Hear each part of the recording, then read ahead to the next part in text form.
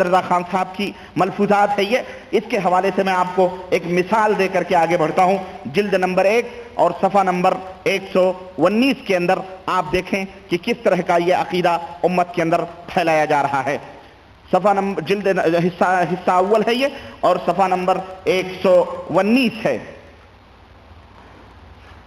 119 کہتے ہیں کہ سوال کرنے والے نے اعلیٰ حضرت سے سوال کیا کہ حضور کیا اولیاء کرام بیک وقت ہر جگہ حاضر ہو سکتے ہیں؟ سوال کیا کسی نے کہ کیا ایک وقت میں چند جگہ اولیاء کرام حاضر ہونے کی قوت اور طاقت رکھتے ہیں؟ ارشاد ہوا اگر وہ چاہیں تو ایک وقت میں 10,000 شہروں میں 10,000 جگہ کی دعوت قبول کر سکتے ہیں۔ استغفر اللہ، حد ہو گئی کذب کی، حد ہو گئی جھوٹ کی، اور حد ہو گئی مکاریت۔ اولیاء کرام چاہیں تو ایک وقت میں نہیں، بلکہ ایک وقت میں چند جگہ نہیں، بلکہ 10,000 شہروں میں 10,000 جگہ کی دعوت قبول کر سکتے ہیں۔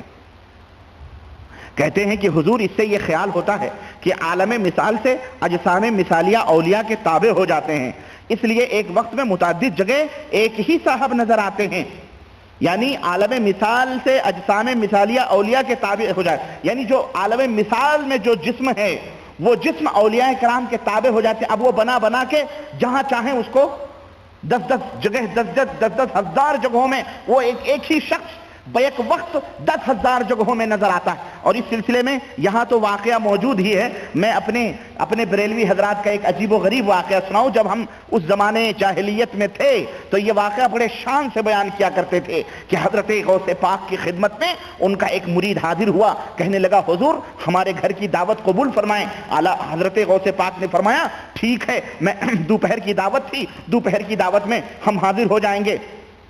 تھوڑی دیر کے بعد دوسرا مرید آیا، اس نے کہا حضور دوپہر کا کھانا ہمارے گھر میں تشریف رکھیں اور ہمارے گھر تناول فرمائیں۔ غوث پاک نے فرمایا ٹھیک ہے ہم حاضر ہو جائیں گے۔ تیسرا آیا، چوتھا آیا، پانچواں آیا، چھٹا آیا، غوث پاک نے ہر ایک کی دعوت قبول فرما لی۔ اور دوسرے دن جب سارے مرید جمع ہوئے تو بڑے فخر سے ایک مرید نے بیان کیا کہ کل دوپہر کا کھانا حضرت غوث پاک رضی اللہ تعالیٰ عنہ نے ہمارے گھر پہ تناول فرمایا ہے۔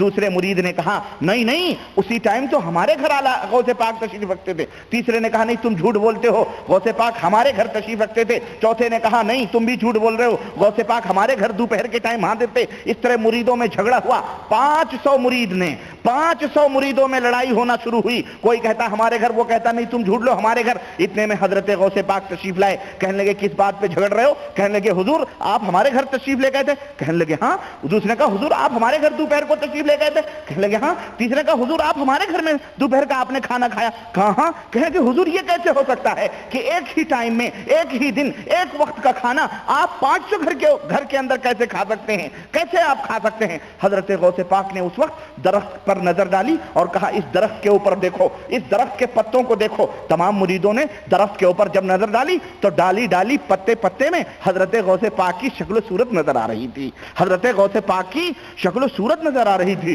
جب ان کے گدا بھر دیتے ہیں شاہان زمانہ کی جھولی، محتاج کا جب یہ عالم ہے مختار کا عالم کیا ہوگا؟ اب اس پہ نعرے رسالت۔ اب وہ جو شیطان ان کو گدگدیاں لگاتا تھا اور جو شیطان ان سے اب وہ پورے اچھل کر کے سامنے آ، یہ عقیدے ہیں اللہ کی قسم۔ بڑے بڑے جگادری، بڑے علامہ، بڑے شیخ الحدیث اور بڑا فلانا کہلانے والے ہمارے ملکوں کے اندر عمامے ٹوپیاں باندھ کر کے اللہ اکبر اس طرح کے خرافات اور بدتمیزیاں پھیلاتے ہیں۔ کوئی کہہ سکتا ہے کہ چلو میاں یہ تو مولویوں کی، یہ واعظوں کی، یہ عام لوگوں کی باتیں ہیں، ہمارے عقیدے ایسے نہیں ہیں۔ لیکن آؤ ہم تمہیں تمہارے اعلیٰ حضرت کا آئینہ دکھاتے ہیں، اعلیٰ حضرت کا یہ ناپاک چہرہ دکھاتے ہیں جس کے اوپر تم ناز کرتے ہو، جس کی کتاب کے ابتدا میں تم نے یہ بات لکھی ہے کہ تمام مسلمانان عالم کے لیے ایک اعلیٰ ترین دستور العمل ہے، ایک اعلیٰ ترین حضور پر نور سے بھرے ہوئے لوگوں کا یہ قصہ سنو۔ کہتے ہیں کہ امثال اگر ہوں گے تو جسم کے ان کی روح پاک ان تمام اجسام سے متعلق ہو کر تصرف فرمائے گی، تو از روئے روح اور حقیقت وہی ایک ذات ہر جگہ موجود ہے۔ یہ بھی فہم ظاہر میں، ورنہ سبع سنابل یہ بھی فہم ظاہر میں ایک ہی ذات ہے اور وہ ہر جگہ موجود ہے۔ نعوذ باللہ، اللہ وحدہ لا شریک، ہمارا یہ ایمان اور یہ اللہ کے بارے میں بھی یہ عقیدہ رکھتے ہیں، ایک ہی ذات ہر جگہ موجود ہے، یہاں بھی موجود، وہاں بھی موجود، وہاں بھی موجود، وہاں بھی موجود، جبکہ ہم اہل سنت والجماعت کا یہ ایمان اور عقیدہ نہیں ہے۔ الحمدللہ ہمارا ایمان اور عقیدہ ہے کہ اللہ وحدہ لا شریک عرش کے اوپر مستوی ہے، کیونکہ رب فرما رہا ہے الرحمن علی العرش استوى، الرحمن عرش کے اوپر مستوی ہے، اللہ عرش کے اوپر ہے، یہ ہمارا ایمان اور عقیدہ ہے۔ تب رہا اللہ کا علم ہر جگہ موجود ہے، ازروی علم، اللہ رب العزت ہر جگہ اللہ تبارک تعالیٰ کا علم محیط ہے، ہر چیز کو محیط ہے، ہر جگہ اللہ رب العزت کا علم موجود ہے، اس کا علم بہت وسیع ہے۔ تو ہمارا یہ ایمان اور عقیدہ ہے، لیکن ان بدعتیوں کا یہ ایمان اور عقیدہ ہے کہ اللہ ہر جگہ موجود ہے۔ اب ان کے بزرگان دین بھی نعوذ باللہ ذات ایک ہے، ہر جگہ موجود ہے۔ کہتے ہیں سبع سنابل شریف میں لکھا ہوا ہے کہ سیدی فتح محمد قدس سرہ الشریف کا وقت واحد میں 10 مجلسوں میں تشریف لے جانا تحریر فرمایا گیا ہے۔ یہ ایک بزرگ تھے سیدی فتح محمد، یہ ایک وقت میں 10 جگہ تشریف لے گئے تھے، ایک وقت میں بولو 10 جگہ تشریف لے گئے تھے۔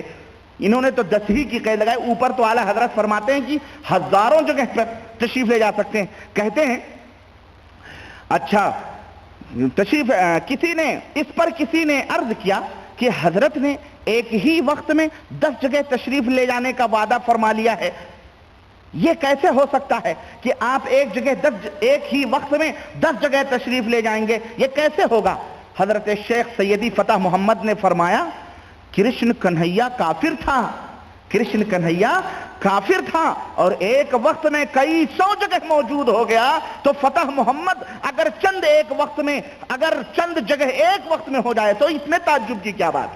دلیل دیکھیں، شیطان بھی شرم کھائے اپنے شاگردوں سے، کتنے اچھے شاگرد ہیں، کتنے پیارے پیارے میٹھے میٹھے شاگرد ہیں، اپنے بھائیوں کی دلیلیں پیش کر رہے ہیں۔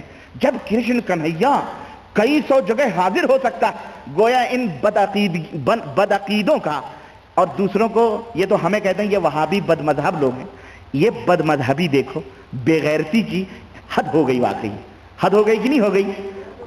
حد ہو گئی واقعی، یہ کفر کی حد ہو گئی۔ اب ایک کافر سے تجھے اللہ کا کلام نہ ملا، تجھے نبی کا فرمان نہ ملا، تو ایک کرشن کنہیا کے عقیدے سے اور کرشن کنہیا جیسے کافر سے اپنے بزرگوں کا استدلال کر رہا ہے۔ استغفر اللہ، یہ ہے ننگے اسلام اور یہ ہے ننگے دین و ایمان، جو ننگا ناچ اسلام کا ناچتے ہیں اور اپنے آپ کو لیبل لگایا ہوا ہے۔ کیا لگایا ہوا معلوم ہے؟ اہل سنت والجماعت، TTS سناتن سنی، بالکل پکا مضبوط مہر بند سکہ بند قلعہ بند۔ قرآن و سنت سے ہرگز وہ باتیں ان میں داخل نہیں ہو سکتی۔ جناب علی، اب جناب علی ایک وقت میں کیا ذکر کر کے فرمایا کیا گمان کرتے ہو کہ شیخ ایک جگہ موجود تھے باقی جگہ مثالیں تھیں؟ ہاشا نہیں، ہاں کہتے ہیں یہ بھی نہ سوچو کہ میں یہاں موجود رہوں اور میری مثال ہر جگہ موجود ہو، کبھی تمہارے دلوں میں یہ ذہن میں تصور بھی نہ آئے، نہیں بلکہ بذات خود ہر جگہ موجود تھے، مثال نہیں بلکہ بذات خود ہر جگہ حضور موجود تھے۔ اعوذ باللہ، استغفر اللہ۔ اور سنیں، یہ تو ہوا ان کا عقیدہ، کن کا؟